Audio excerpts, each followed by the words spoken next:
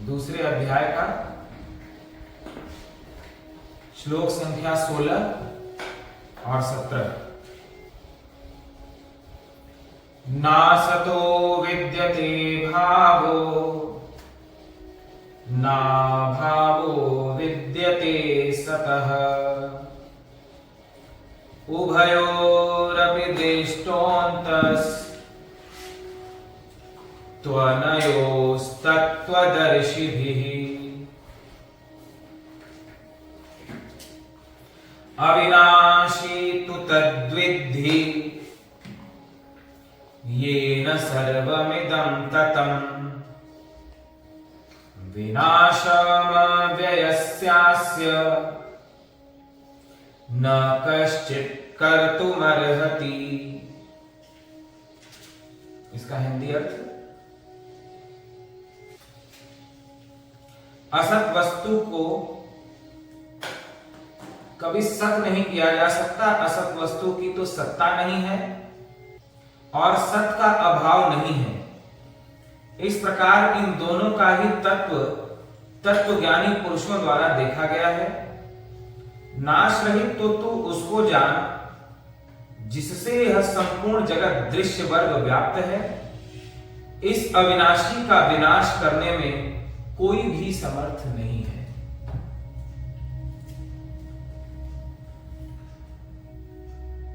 रूप और अरूप, दिखाई पड़ने वाला और न दिखाई पड़ने वाला, इंद्रियों के अनुभव में आने वाला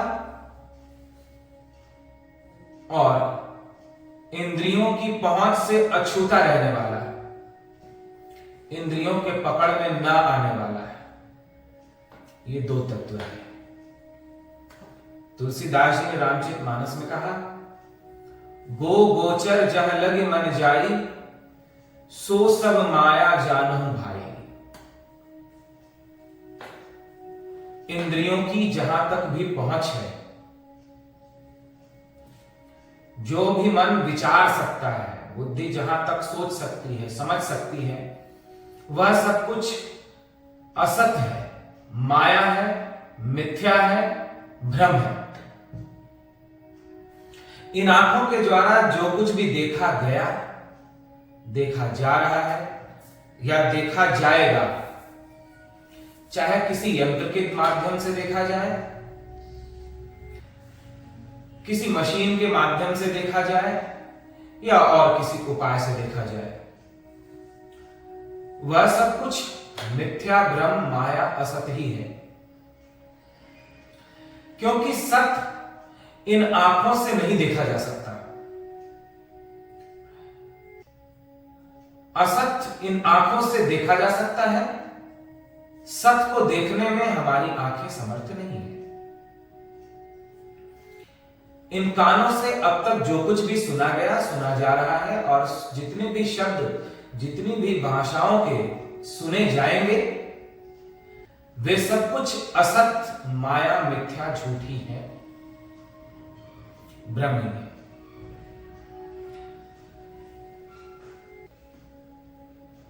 सत वो है जो इन कानों से नहीं सुना जा सकता। संसार की जितनी भी भाषा में जितने भी शब्द बनाए गए, वाणी से जितने भी शब्द बोले जा सके हैं, बोले जा रहे हैं या आगे बोले जाएंगे, वे सभी असत हैं, झूठ है, भ्रम है, मिथ्या है। क्योंकि सत इस वाणी से बोला ही नहीं जा सकता।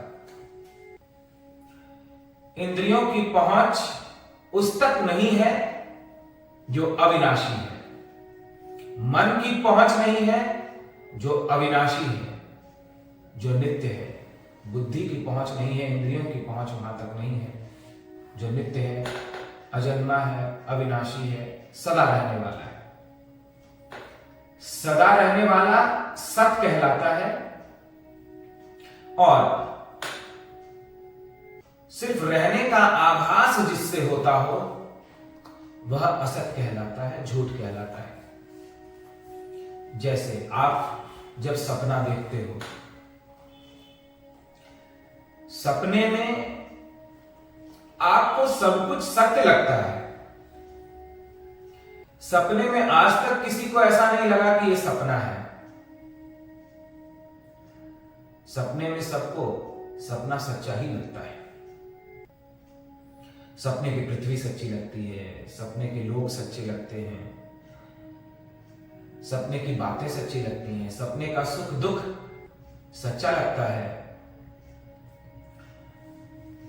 सपने जब नष्ट होते हैं, जब हम स्वप्न से उठते हैं, तो कहते हैं अरे वो तो सपना था, वो तो झूठ था, वो तो मिथ्या था।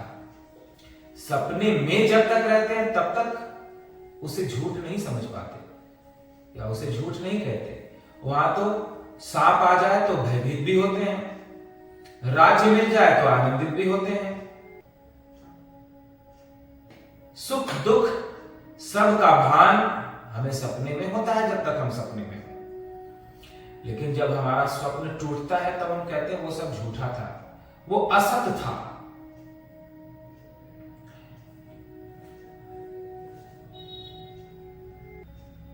सपने तक सपना सच लगता है, सपने के बाद सपना सच नहीं लगता है। उसी प्रकार यह संसार है। इस संसार का जो सुख है, विचार करो, वो थोड़े समय पहले नहीं था, अभी है और थोड़े समय बाद नहीं रहेगा। दुख थोड़े समय पहले था, अब नहीं है, आगे फिर हो सकता है। या दुख अभी है, थोड़े समय पहले नहीं था और थोड़े समय बाद भी नहीं रहेगा। ये सदा बदल रहा है, सदा परिवर्तित हो रहा है। तो जो थोड़े समय पहले रहता है, अभी नहीं है, आगे नहीं रहेगा, या जो अभी है थोड़े समय पहले नहीं था और आगे नहीं रहेगा, वह असत कहलाता है, वह झूठ कहलाता है, वह मिथ्या कहलाता है। जो केवल सुख सा भासित होता है, केवल जिसकी प्रतीति होती है, जिसका आभास होता है, जो टिकता नहीं है, जो स्थिर नहीं रहता, वह असत कहलाता है। जो सदा बदलता रहता है वह असत कहलाता है। जो इस तत्व को भली भांति जान जाता है कि कुछ भी स्थिर नहीं है, न सुख स्थिर है, न दुख स्थिर है, न अपने स्थिर है, न ये शरीर स्थिर है, सब भाग रहा है, सब घूम रहा है, सब बदल रहा है, सब परिवर्तित हो रहा है, तो वो किसी को भी क्यों पकड़ना चाहेगा। जैसे आप नदी किनारे खड़े हो, नदी किनारे खड़े होकर के आप परछाई को देखते हो, जो नदी में आपका प्रतिबिंब बन रहा है उस प्रतिबिंब को देखते हो। यदि कोई दूसरा व्यक्ति आकर आपके प्रतिबिंब को पकड़ना चाहे कि ये भी तो वही है, तो वह प्रतिबिंब पकड़ में नहीं आता। उस प्रतिबिंब का केवल आभास होता है जल में। ठीक उसी प्रकार से सुख का केवल आभास होता है, जगत का केवल आभास होता है। फिर से सुनेंगे। जैसे आप किसी दर्पण के सामने खड़े हो, शीशे के सामने खड़े हो, शीशे में भी आपका बिल्कुल वैसा ही प्रतिबिंब बन रहा है। जैसी आपकी आंखें हैं वैसे ही शीशे में भी बन रही हैं। जैसे आपका हाथ है वैसे ही हाथ शीशे में भी दिखाई पड़ रहे हैं। जैसे आपकी साड़ी है वैसी ही साड़ी शीशे में दिख रही है। आपने जो पहन रखे हैं वे सब कुछ शीशे में वैसे ही दिखाई पड़ रहे हैं। लेकिन शीशे में दिखाई पड़ने वाला प्रतिबिंब तो सच नहीं है। यदि कोई प्रतिबिंब को कितना भी पकड़ना चाहे तो भी वो सच नहीं होगा, बल्कि सच तो जिसका प्रतिबिंब बन रहा है, जो खड़ा है दर्पण के सामने, वही है। ठीक उसी प्रकार से अविनाशी, जिसका कभी नाश नहीं होता, उसका प्रतिबिंब यह जगत है, जिसे परमात्मा भी कहा जाता है। परमात्मा का प्रतिबिंब, परमात्मा की छाया ही माया है, परमात्मा का प्रतिबिंब ही यह संसार है। लेकिन जैसे प्रतिबिंब पकड़ में नहीं आता, छाया पकड़ में नहीं आती, वैसे ही यह संसार भी पकड़ में नहीं आता। हम रूप को पकड़ करके बैठ जाते हैं, हम दृश्य को पकड़ करके बैठ जाते हैं। यही हमारे दुख का कारण होता है। हम संसार को पकड़ करके बैठे, जो दिखाई पड़ रहा है उसे सच मान करके उसे पकड़ करके बैठे, चाहे वो फिर सुख हो, चाहे कोई व्यक्ति हो, चाहे कोई वस्तु हो, उसे पकड़ करके बैठे, तो हमने वैसी ही मूर्खता की है जैसे कोई प्रतिबिंब को पकड़ने की मूर्खता करता है। बल्कि जिसका प्रतिबिंब यह संसार है, उसे पकड़ने का प्रयास करना चाहिए, उसे पकड़ने की चेष्टा करनी चाहिए।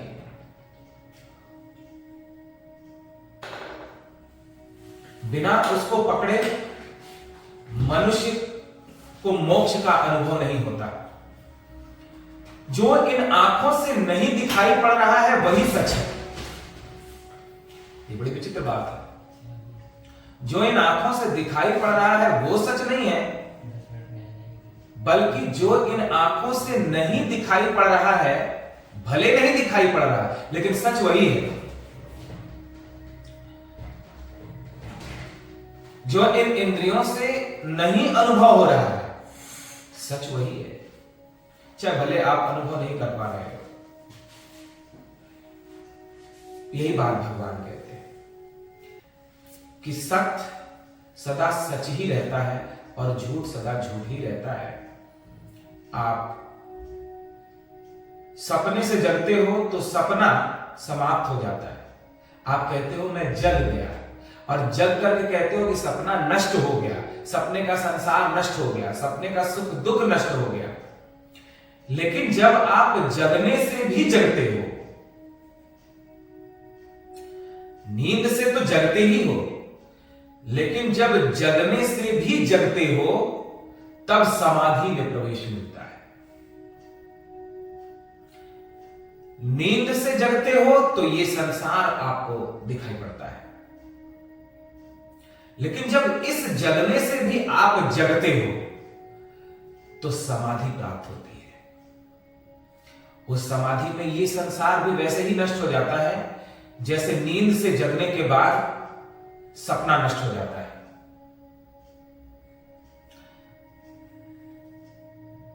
एक सूक्ष्म बात यदि आप पकड़ सके, इसे समझ सके तो समझने का प्रयास करना। स्वप्न आप देखते हो, सपने से जगते हो, सब कुछ नष्ट हो जाता है नींद खुलते ही, लेकिन फिर भी एक कोई है जो बचा रहता है, और वो आप नष्ट नहीं होते सपने के नष्ट होने के बाद। सपने की पृथ्वी नींद खुलने के बाद नष्ट हो जाती है, सपने के लोग नींद खुलने के बाद नष्ट हो जाते हैं, सपने की पीड़ा नींद खुलने के बाद दूर हो जाती है। सपने में यदि आप राजा बने तो राजा बनने का आनंद नींद खुलने के बाद नष्ट हो जाता है, लेकिन आप नष्ट नहीं होते। आप जो सपने में रहते हो वही सपने से जगने के बाद भी रहते हो। जो चेतना थी, जो आप थे, वो नष्ट नहीं होता। क्योंकि यदि आप नष्ट हो जाते तो आप उठ करके कैसे कहते कि मैंने सपना देखा, आज ये सपना हुआ। आप स्वप्न से जगने के बाद सपने का वर्णन करते हो, इससे सिद्ध होता है कि आप वहां मौजूद थे। यदि आप सपने के नष्ट हो जाने के बाद नष्ट हो गए रहते तो फिर यहां वर्णन कौन करता कि मैं सपना देख रहा था, आज सपने में मैंने ये देखा वो देखा। सपना नष्ट हुआ लेकिन आप नष्ट नहीं हुए, इसलिए तो आप वर्णन करते हो कि आज सपने में ऐसा हुआ, आज सपने में ऐसा देखा। ऐसे ही जगने पर भी आप हो, और जगने से भी जब जग जाते हो, समाधि में प्रवेश करते तो भी आप रहते हो। जो सपने में भी हो, जो जगने में भी हो, जो समाधि में भी हो, जो बचपन में भी हो, जो जवानी में भी हो, जो बुढ़ापे में भी हो, जो सबके बदलने पर भी न बदलता हो, जो सबके नष्ट होने पर भी अविनाशी रहता हो, न नष्ट होता हो, वही चेतन, वही सत्य कहलाता है। उसे प्राप्त कर लेना ही मनुष्य जीवन का लक्ष्य होता है। जो नहीं बदल रहा है उसे ढूंढ निकालना, उसे प्राप्त कर लेना, यही मनुष्य जीवन का लक्ष्य है। जो इन आंखों से नहीं दिखाई पड़ रहा है लेकिन वही सच है, क्योंकि जो आंखों से दिखाई पड़ रहा है वो सब भ्रम है। सच होता तो क्यों बदलता, लेकिन ये प्रतिपल बदल रहा है, कुछ भी आपकी पकड़ में नहीं आ रहा है। तो जो इन आंखों से भले नहीं दिखाई पड़ रहा है लेकिन सदा है, पहले भी था, अब भी है, आगे भी है, उसे प्राप्त कर लेना ही मनुष्य जीवन की सुंदरता है। इस मनुष्य जीवन का लक्ष्य है, उद्देश्य है। और इसी के लिए ऋषियों ने संन्यास लिया, इसी के लिए स्वाध्याय, जप, तप, साधन, भजन, चिंतन, मनन, सारे साधन हैं, सभी तीर्थ हैं, सत्संग है, भजन है। ये सब कुछ केवल इसी के लिए है कि आप अभी तक सिर्फ नाशवान चीजों को ही पकड़े बैठे हो। जो अविनाशी है, जो कभी नष्ट नहीं होता, वो अभी आपकी पकड़ से बहुत दूर है। आप केवल अनित्य क्षण मात्र के लिए जिसकी प्रतीति होती है उसे पकड़े बैठे हो। जो सदा नित्य है, जो कभी अनित्य होता ही नहीं, वो अभी आपकी पकड़ से बहुत दूर है। और जिस क्षण आप नित्य को पकड़ लेते हो, नित्य को प्राप्त कर लेते हो, आप भी नित्य हो जाते हो। आप ये पाते हो कि मैं भी नित्य हूं, मैं नित्य हूं, मैं पहले भी था, अब भी हूं, आगे भी रहूंगा। इस शरीर के पहले भी मैं था, इस शरीर के रहने पर भी हूं, और ये शरीर मर जाएगा तो भी मैं नित्य रहूंगा। इसे ही मुक्ति कहा गया। यही जान लेना हम सभी को इसी के लिए प्रयत्न करना चाहिए, इसे जानने का उपाय करना चाहिए, इसे जानने का प्रयास करना चाहिए। इसलिए भगवान कहते हैं, अविनाशी तो तद्विद्धि येन सर्वमिदं ततम्, विनाशम अव्यस्यास्य न कश्चित् कर्तुम् अर्हति। नाश रहित तो तुम उसको जानो जिससे यह संपूर्ण जगत व्याप्त है। बड़ी बूढ़ बात कही भगवान ने। जगत को तो तू नाशवान जान, अविनाशी उसे जान जिससे यह संपूर्ण जगत व्याप्त है। एक छोटा सा उदाहरण आप और सजगता के साथ समझे तो बात और स्पष्ट हो सकेगी। आप रास्ते में जा रहे हो, अंधेरा है, रस्सी पड़ी हुई है, आपको भ्रम हो गया कि ये सांप है, आप डर जाते हो, रोम रोम कप उठते हैं आपके, छाती की धड़कन तेज हो जाती है, कान के पास पसीने की बूंदें आ जाती हैं। लेकिन जब पास जाकर के देखते हो, अरे ये तो रस्सी है।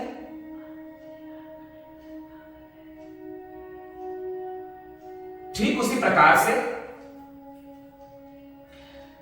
यह जो कुछ भी रूप दिखाई पड़ रहा है, जो आपके सामने प्रकट है, वह वैसे ही परमात्मा रूपी रस्सी में प्रकट है, जैसे रस्सी में सांप प्रकट रहता है। जैसे रस्सी में प्रकट होने वाला सांप झूठा है, सच नहीं है, उसी प्रकार से परमात्मा में प्रकट होने वाला यह जगत भी झूठा है। हां, बिना सच के झूठ भी प्रकट नहीं होता। यदि रस्सी नहीं होती तो उसमें सांप का भ्रम कैसे होता? रस्सी नहीं होती तो उसमें सांप का भ्रम भी कैसे होता? ऐसे ही सत्य है तभी असत की प्रतीति भी होती है, तभी असत का आभास भी होता है। लेकिन जब कोई जिस क्षण ये जान लेता है कि ये रस्सी है, जानते के साथ ही सर्प नष्ट हो जाता है।